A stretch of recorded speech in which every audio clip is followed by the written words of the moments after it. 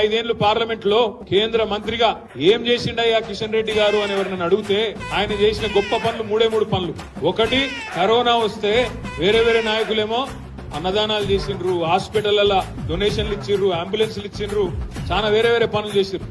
మన కిషన్ అన్న మాత్రం కేంద్ర మంత్రిగా అందరికి కుర్కురే ప్యాకెట్లు వచ్చి, అందుకే ఆయన చాలా మంది కిషన్ రెడ్డి అంటలేరు, కుర్కురే రెడ్డి అంటున్నారు. కుర్కురే రెడ్డి గారు అంటారు ఆయన.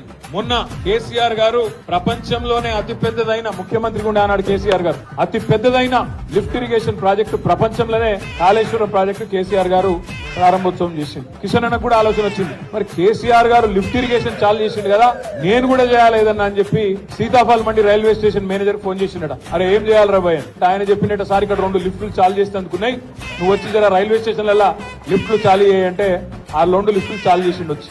గంత గొప్పోడు. మొన్న ఆఖరికి మా నాంపల్లి కాన్స్టిట్యున్సీలా గుడిమల్కాపూర్ లా సింటెక్స్ ట్యాంకులు ఓపెన్ చేస్తాడు కేంద్ర మంత్రి.